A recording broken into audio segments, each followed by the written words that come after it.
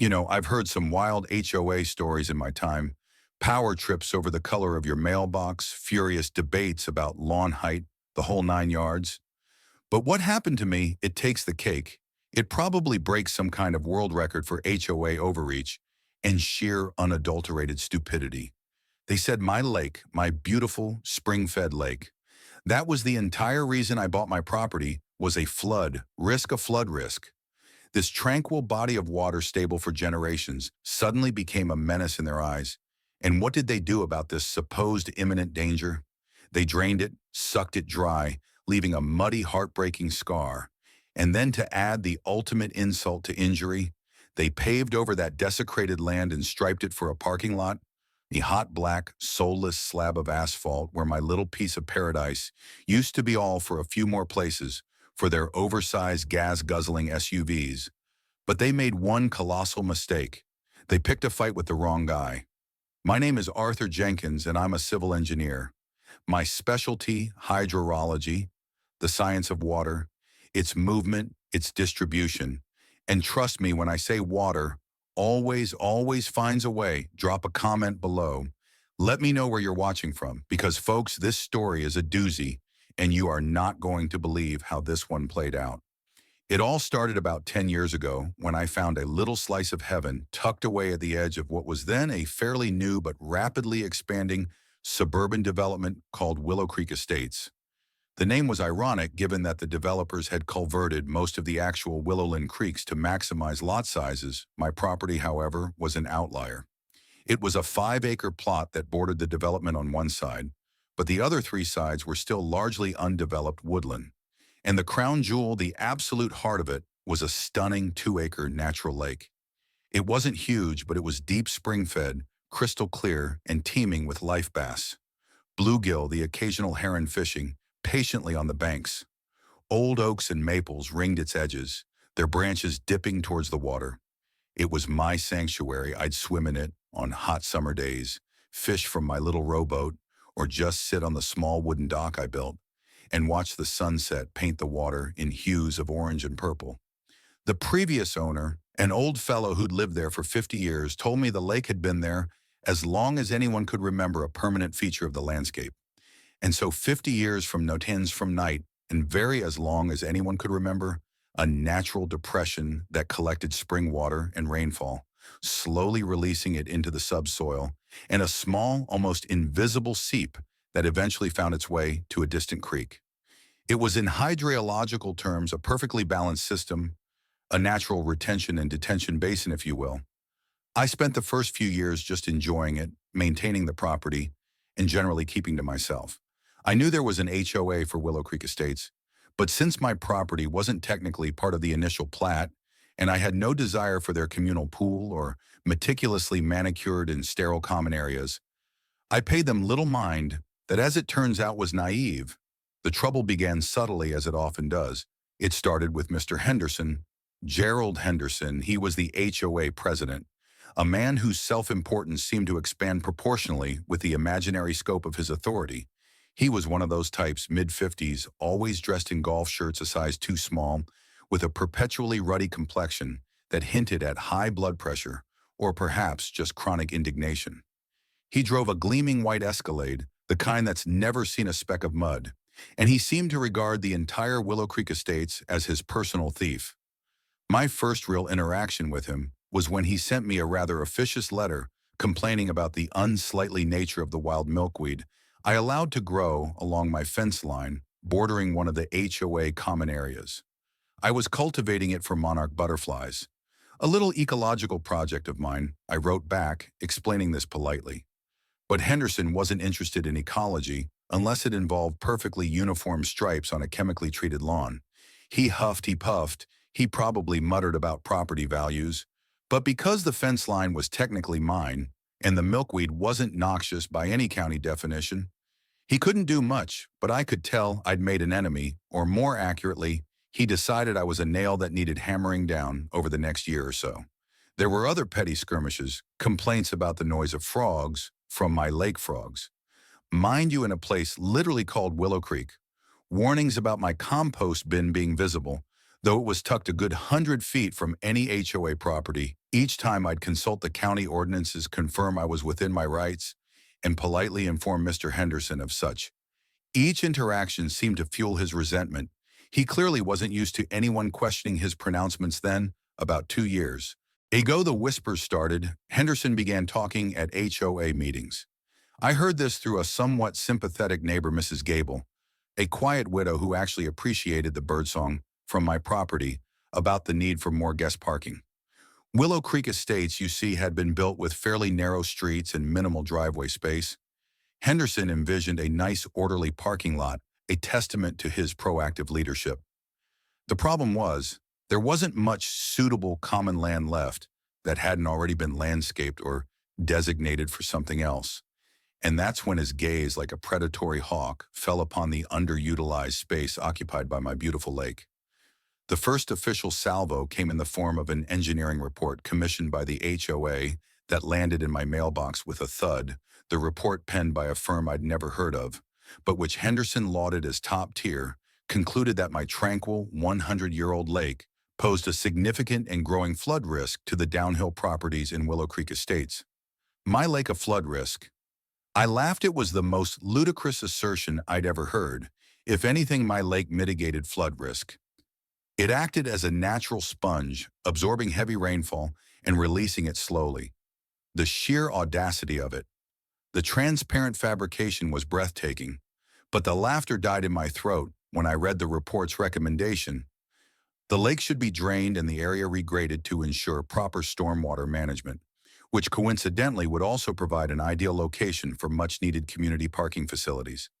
My blood ran cold. Henderson wasn't just aiming for my milkweed anymore. He was coming for the heart of my home. The battle lines were drawn. I immediately understood the game. Henderson was playing. He'd manufactured a crisis, the flood risk, to justify seizing control of the land occupied by my lake, or at least rendering it unusable for its natural purpose, so he could repurpose it for his pet parking lot project. The engineering report he'd commissioned was a joke, frankly. I read through it. My professional sensibilities offended on every page. It was riddled with assumptions, flawed methodologies, and conclusions that seemed predetermined. They cited increased impermeable surfaces in the surrounding area due to development as a contributing factor to this supposed flood risk from my lake, completely ignoring the fact that my lake predated all that development and had been managing water in the area perfectly well for a century. It was classic blame shifting. They even had some fuzzy aerial photos taken after a particularly heavy, once-in-a-decade storm showing the water level in the lake slightly higher than usual, and spun this as evidence of its dangerous potential. The irony, which I would come to appreciate much later, was that they were complaining about water having nowhere to go, while simultaneously planning to remove one of the largest natural drainage and retention features in the vicinity. My first step was to draft a comprehensive rebuttal as a hydrologist. This was my bread and butter. I pulled out historical rainfall data for the region, geological surveys, topographical maps going back to the early 1900s, showing the lake as a permanent feature. I did my own calculations, my own modeling, demonstrating conclusively that the lake served as a vital buffer-reducing peak runoff flow to the lower-lying areas of Willow Creek Estates. In fact, I argued removing it would increase the flood risk to Henderson's constituents, as rainwater would have fewer places to naturally collect and percolate. I detailed the biodiversity the lake supported, its role in local aquifer recharge, and cited several environmental protection guidelines that the HOA seemed to be barely ignoring. I presented all of this meticulously documented and bound at the next HOA board meeting.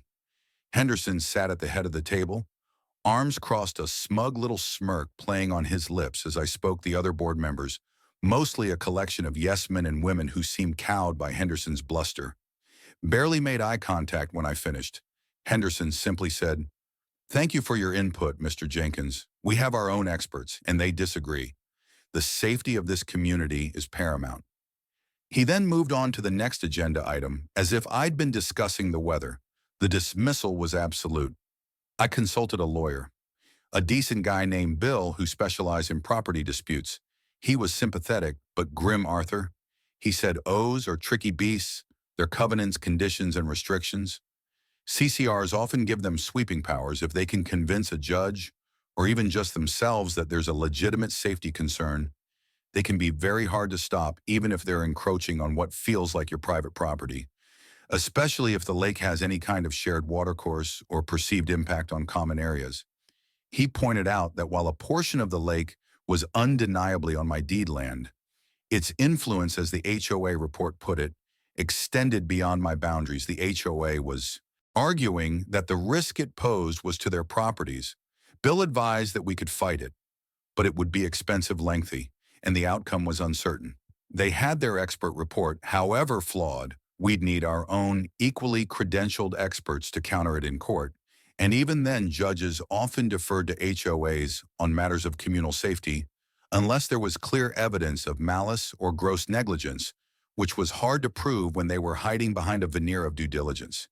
Henderson, meanwhile, was working the community. He held informational sessions, which Mrs. Gable described as Henderson, ranting about imminent dangers and the selfishness of one individual holding the entire community hostage to a puddle. He painted me as an unreasonable recluse, oblivious to the needs of my neighbors. He showed glossy architectural renderings of the proposed parking lot, Henderson Plaza. Some wags were already calling it complete with little landscaped islands and decorative lighting. He promised it would increase property values and solve all their parking woes. Some residents, particularly those who frequently had guests or multiple cars, bought into it. Others were uneasy but unwilling to openly challenge Henderson. The HOA voted predictably to proceed with the lake remediation and community enhancement project.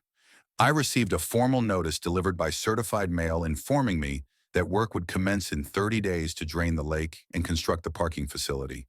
It cited various clauses in the HOA master plan about ensuring proper drainage and the board's authority to act in the interest of community safety. It was a declaration of war.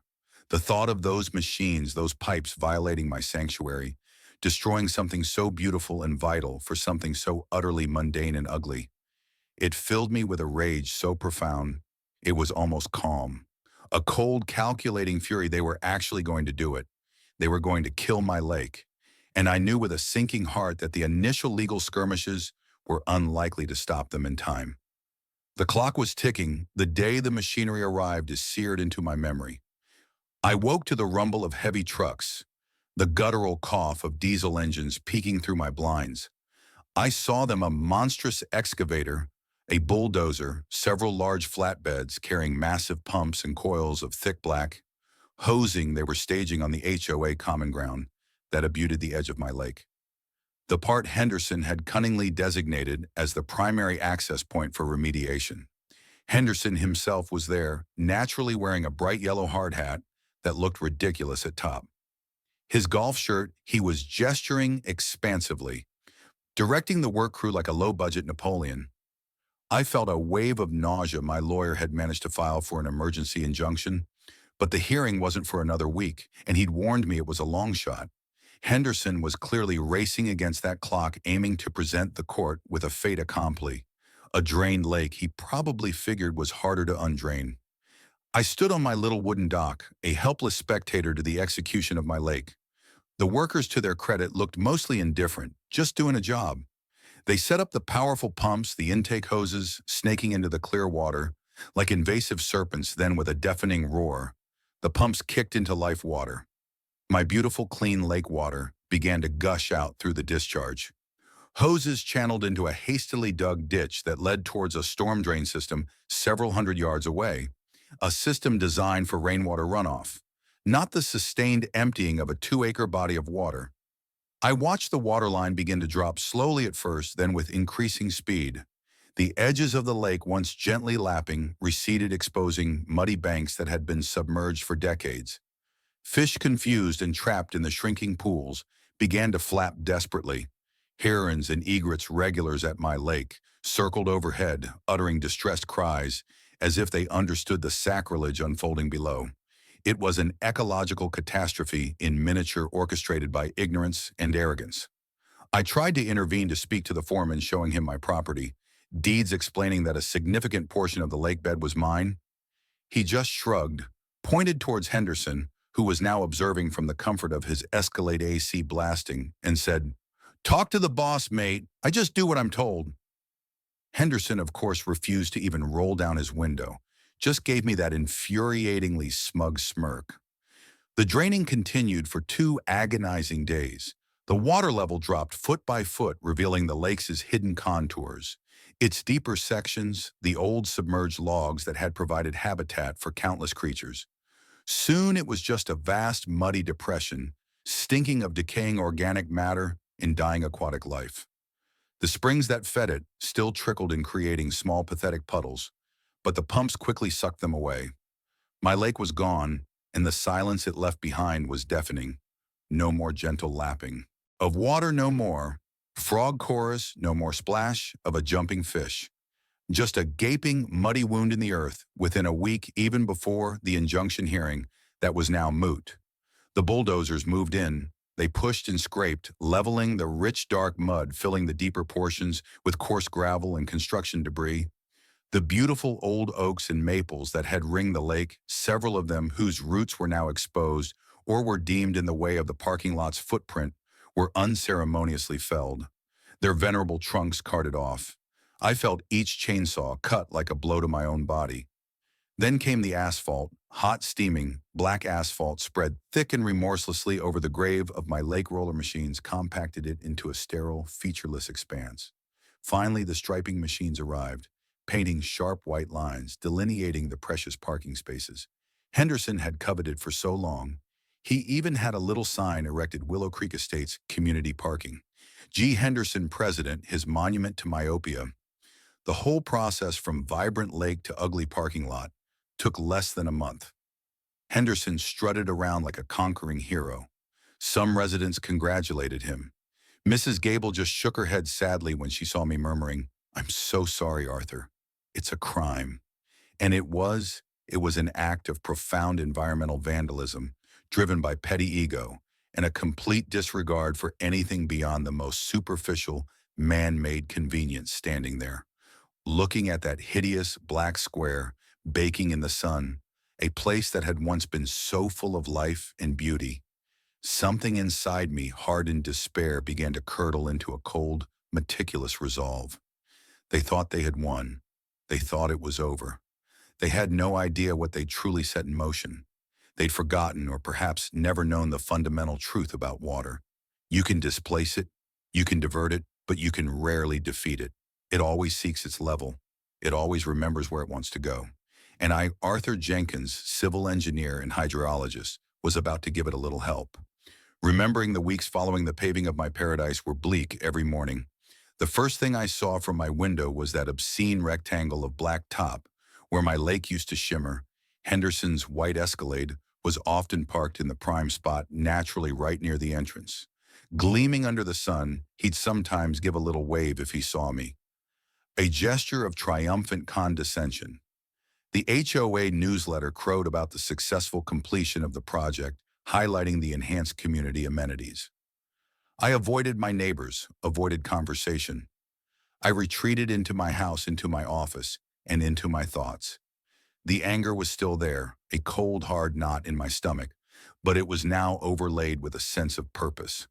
This wasn't just about revenge anymore, though the thought of wiping that smirk off Henderson's face was certainly a motivator. This was about justice. It was about ecological balance. It was about proving a point that nature and the laws of physics that govern it cannot be so easily dismissed by bureaucratic fiat and sheer bullheaded ignorance. My specialty, hydrology, is often misunderstood. People think it's just about dams and rivers, but it's far more nuanced. It's about the entire water cycle: precipitation, infiltration, runoff, groundwater flow, evapotranspiration. It's about understanding how water moves through and interacts with the landscape, both visible and invisible. My lake hadn't just been a pretty feature. It was an integral part of the local hydrological system. It was a natural recharge zone for the shallow aquifer that lay beneath Willow Creek Estates. It acted as a massive sponge, absorbing rainfall, especially during heavy storms, and then slowly releasing it into the ground, or through very gradual surface discharge. This moderated groundwater levels and controlled runoff by draining it and crucially by replacing its permeable bed with an impermeable asphalt surface nearly 2 acres in size. Henderson and his cronies hadn't just destroyed a habitat, they had fundamentally altered the water balance of the entire area. That vast sheet of asphalt now acted like a giant shield, preventing rainwater from soaking into the ground where the lake used to be. That water, which previously would have been absorbed and managed by the lake, now had to go somewhere else, and water being governed by gravity tends to flow downhill. Downhill as it happened towards the majority of the homes in Willow Creek Estates, including Henderson's own prized property. I began my research in earnest. This wasn't about emotion anymore. This was about science. I pulled out the original topographical surveys of the area pre-development. I had copies from my initial property purchase, and I cross-referenced them with county records. These maps clearly showed the natural swales and depressions, the ancient pathways water had taken for centuries. My lake, it turned out, was the primary collection point for a fairly large catchment area. I studied the soil composition reports that had been done before Willow Creek Estates was built. Mostly clay elam, not the best for rapid percolation, which made the lake's role as a holding basin even more critical. I meticulously reviewed the HOA's own master drainage plan for the development. The one they were supposed to be adhering to, it was, as is often the case with such developments, designed around the existing major water features, including allowances for the discharge and seepage from my lake. There was no contingency for the lake's sudden absence. Then I looked at the as-built plans for the new parking lot, which I managed to obtain through a Freedom of Information Act request to the county, since any significant alteration to drainage requires permits.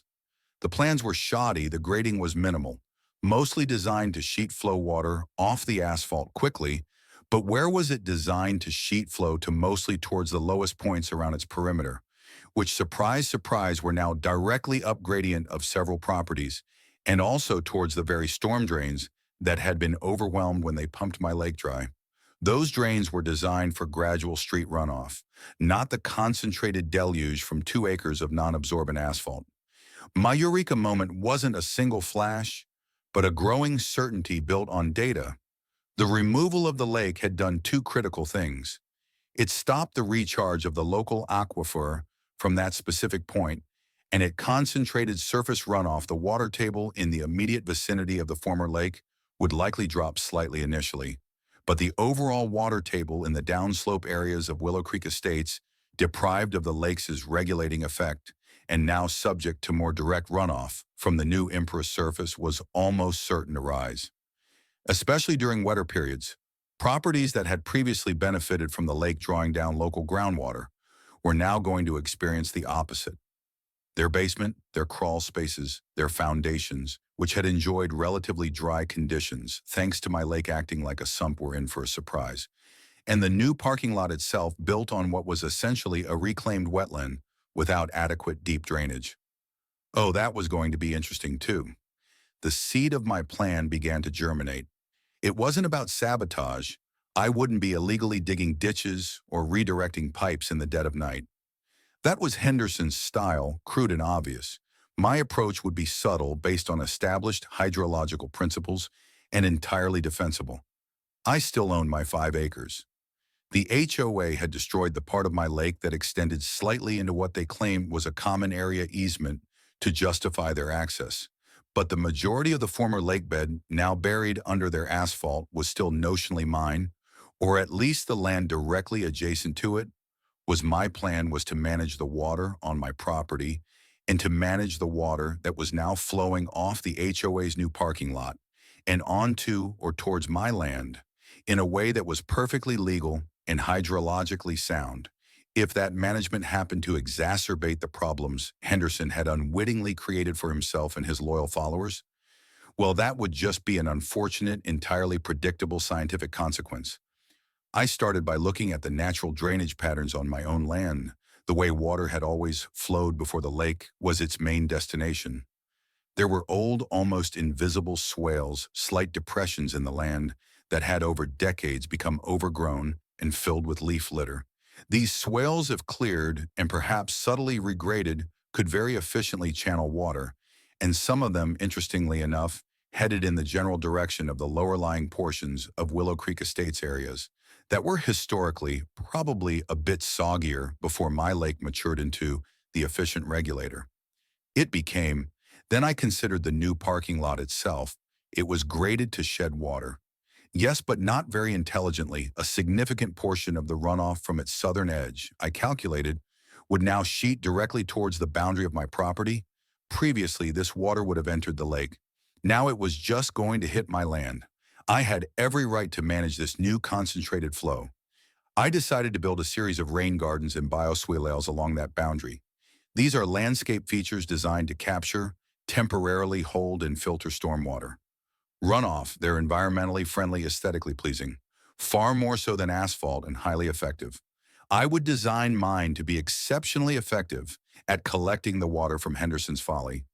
And if during particularly heavy rain events, these highly efficient collection systems were to say overflow, well, water has to go somewhere. And if I just happened to have, through careful observation of natural contours and perhaps some minor, almost imperceptible enhancements to those pre-existing swales on my own property, created pathways of least resistance, well, that was just good land management. I wasn't creating a flood. I was merely guiding the water that Henderson had unleashed. He'd taken away the lake's ability to absorb it. I was just going to show it where it now wanted to go. The beauty of it was its passivity. I wouldn't be pumping water anywhere.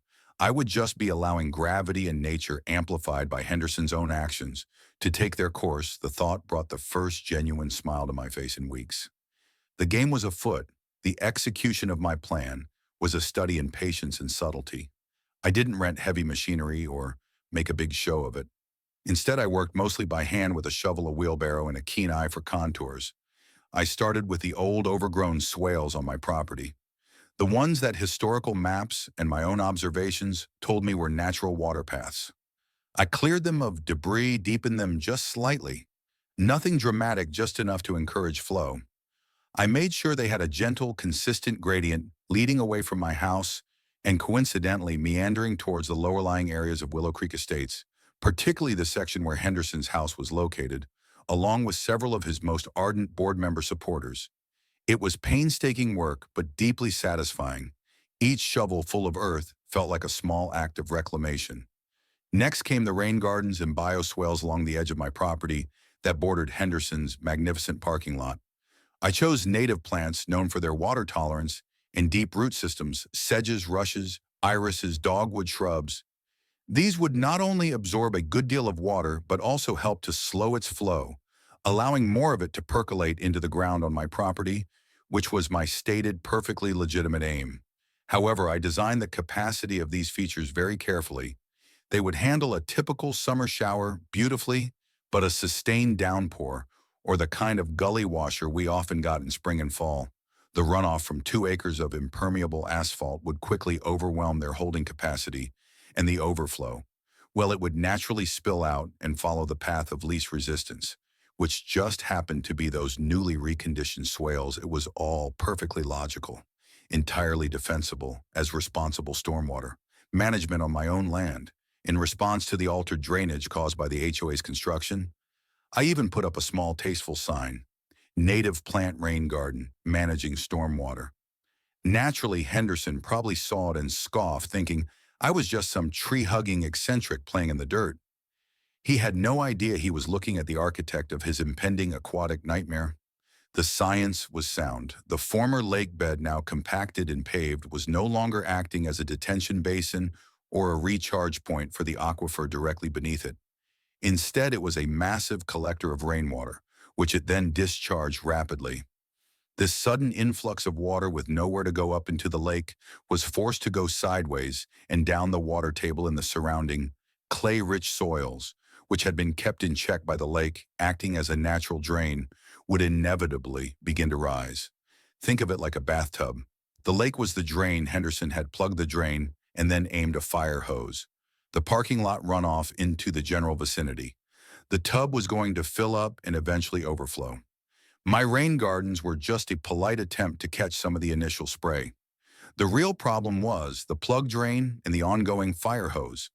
The first signs were subtle, appearing about 3 months after the parking lot was completed, Coinciding with the onset of the autumn rains, Mrs. Gable, my informant, mentioned in passing that several of her neighbors further down the slope were complaining about musty smells in their basement. One homeowner, a staunch Henderson ally named Peterson, apparently had a small puddle appear in his basement workshop after a particularly heavy overnight rain. Something he'd never experienced in the 10 years he'd lived there. He blamed it on a faulty sump pump. Henderson, when asked, dismissed it as isolated incidents and deferred maintenance by individual homeowners. The irony was so thick you could spread it on toast. His new parking lot, meanwhile, wasn't draining as perfectly as his experts had promised.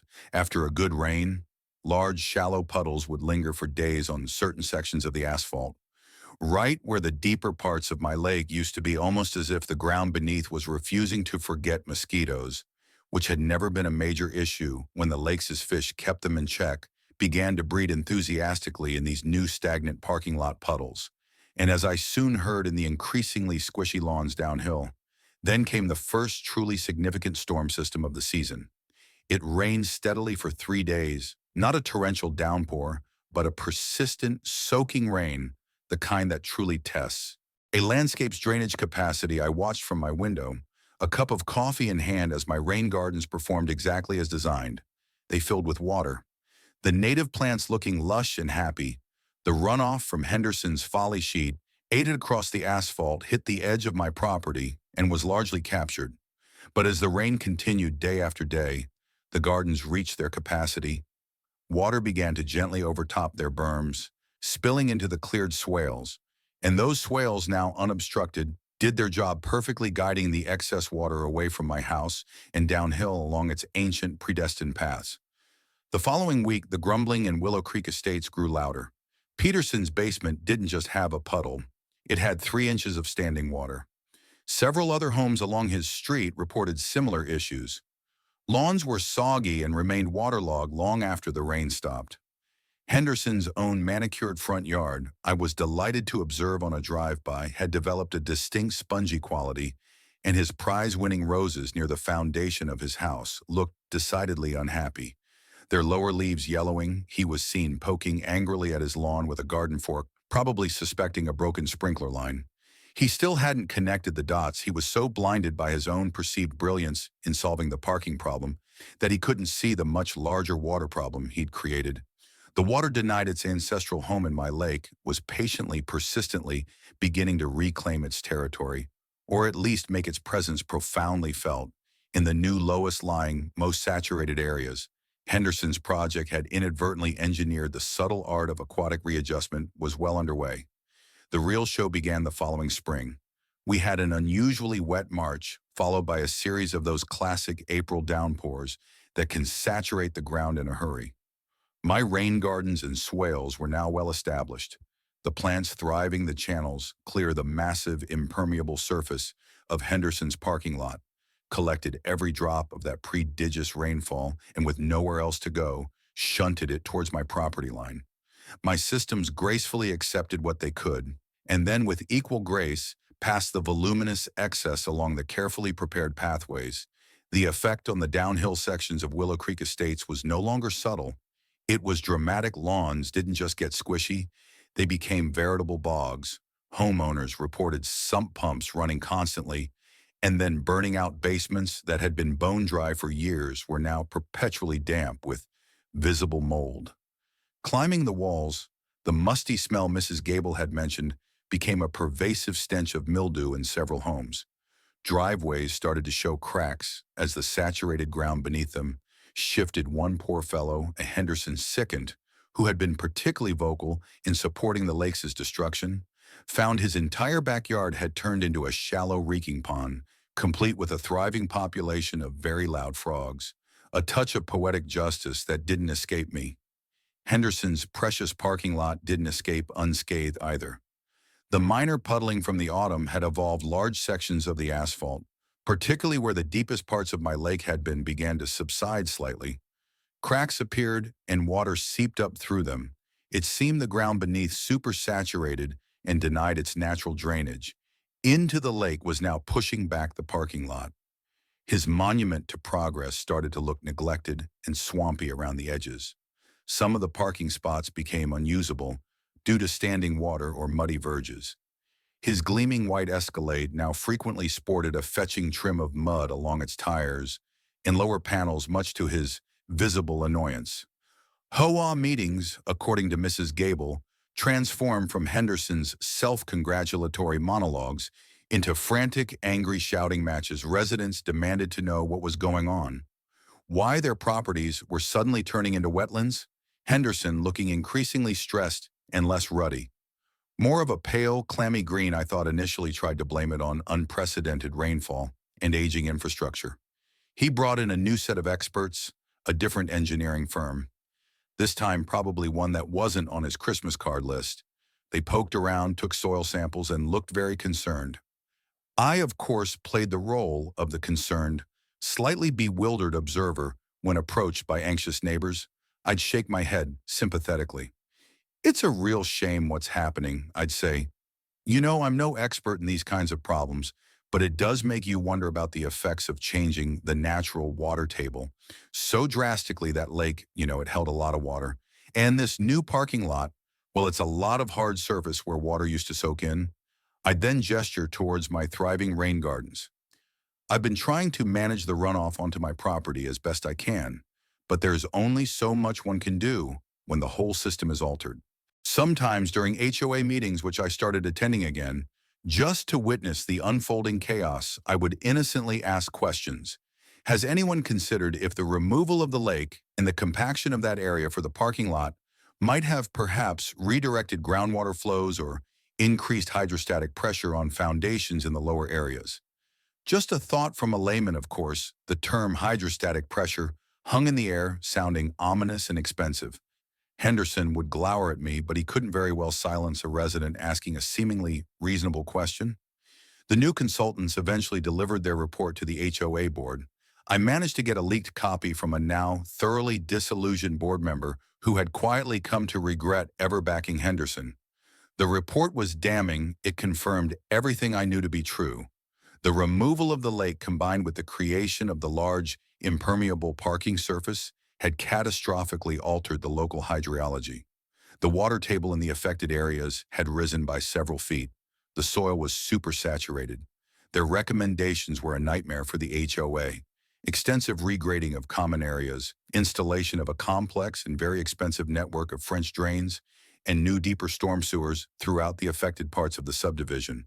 And most alarmingly, for Henderson, recommendations for individual homeowners to install robust waterproofing systems, interior and exterior drainage, and multiple heavy-duty sump pumps, all at their own significant expense. The estimated cost for the HOA share of the remediation ran into the hundreds of thousands of dollars, requiring massive special assessments that sent the residents into open revolt. Henderson's leadership, once unassailable, crumbled. His house, I noted with grim satisfaction, was one of the worst affected. His basement was a lost cause, and a new permanent water feature had appeared in his backyard, stubbornly resisting all attempts to drain it. His prized roses were long dead. His Escalade was perpetually filthy. At a particularly stormy emergency HOA meeting, where residents were screaming for his resignation, Henderson finally cracked. He stood up face pale and announced he was stepping down as president effective. Immediately citing health reasons, the room erupted. Not in applause, but in a kind of weary we do to my teen, angry catharsis. The aftermath was messy, expensive, and deeply satisfying. The HOA, under new chastened leadership, had to take out a substantial loan to begin the most urgent drainage work. The much-needed parking lot became a symbol of Henderson's folly, partially flooded for months at a time, its asphalt cracking and buckling. Many of the spots remained unusable. My property, of course, was perfectly fine. My house, situated on slightly higher ground and protected by my carefully designed swales and rain gardens, remained dry and secure. I even began a new project on my side of the old lake bed, not restoring the full lake, that was impossible now, but creating a series of interconnected ponds and wetlands, a beautiful natural look water feature that attracted birds, frogs, and dragonflies once more. It was my little piece of paradise reborn, and a constant visual reminder to Willow Creek Estates of how water should be treated. Some homes in the lowest lying areas never fully recovered and sold at a significant loss. Their new owners, grimly aware of the ongoing water management issues, Henderson, I heard, sold his house for a song and moved out of state. Good riddance. They paved paradise and put up a parking lot. I just gently, methodically reminded them that nature always bats last, and sometimes it brings the swamp with it right to your doorstep, especially when you've invited it by plugging its natural drain. Let me know in the comments what you would have done in my situation, or if your HOA has ever tried to pull a fast one, because believe me, I know how frustrating it can be when they think they know best, especially when they're dead.